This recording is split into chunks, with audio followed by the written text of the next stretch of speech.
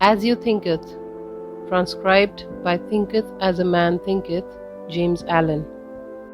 Introduction. Most of us have heard people say, "You are what you eat." Food is fuel for our bodies, and the quality and amounts we ingest significantly affect our health and quality of life. You're also what you think. Our thoughts are the fuel for our mind. Our thoughts fuel our dreams and aspirations, or they can hinder us from accomplishing them. A particular train of thought persisted in, be it good or bad, cannot fail to produce its results on the character and circumstances. A man cannot directly choose his circumstances, but he can choose his thoughts, and so, indirectly, yet surely, shape his circumstances. You can read this book in a few hours. Consider taking the time to fill your tank. The fuel it will provide your mind will sustain you for a lifetime and affect you, your family, and everyone who interacts with you during your life. After you have read it, consider filling the tanks of others by sharing this fuel with your family, friends, and colleagues. Forward. This little volume is the result of meditation and experience and is not intended as an exhaustive treatise on the much written upon subject of the power of thought. It is suggestive rather than explanatory, its object being to stimulate people to the discovery and perception of the truth that they themselves are makers of themselves by virtue of the thoughts which they choose and encourage. The mind is the master weaver both of the inner garment of character and the outer garment of circumstance, and that, as they may have hitherto woven in ignorance and pain, they may now weave in enlightenment and happiness. James Allen. Chapter-1, Thought and Character. The aphorism, "As you thinketh in your heart, so are you," not only embraces the whole of your being, but is so comprehensive as to reach out to every condition and circumstance of your life. You are literally what you think, your character being the complete sum of all your thoughts. As the plant springs from and could not be without the seed, so every act of yours springs from the hidden seeds of thought and could not have appeared without them.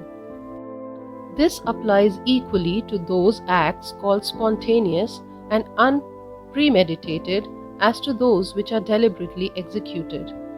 Act is the blossom of thought, and joy and suffering are its fruits. Thus you will garner in the sweet and bitter fruitage of your own husbandry. You are a growth by law, and not a creation by artifice, and cause and effect is an absolute and undeviating in the hidden realm of thought, as in the world of visible and material things. A noble and godlike character is not a thing of favor or chance, but is the natural result of continued effort in right thinking, effect of long cherished association with godlike thoughts. An ignoble and bestial character, by the same process, is the result of the continued harboring of groveling thoughts. You are made or unmade by yourself. In the armory of thought, you forge the weapons by which you destroy yourself. You also fashion the tools with which you build for yourself heavenly mansions of joy and strength and peace. By the right choice and true application of thought, you ascend to the divine perfection. By the abuse and wrong application of thought, you descend below the level of the beast. Between these two extremes are all the grades of character, and you are their maker and master. Of all the beautiful truths pertaining to the soul, which have been restored and brought to light in this age, none is more gladdening or fruitful of divine promise and confidence than this, that you are the master of thought, the molder of character, and maker and shaper of condition, environment, and destiny. As a being of power, intelligence, and love, and the lord of your own thoughts, you hold the key to every situation and contain within yourself that transforming and regenerative agency by which you may make yourself what you will. You are always the master, even in your weakest and most abandoned state. But in your weakness and degradation, you are the foolish master who misgoverns your household.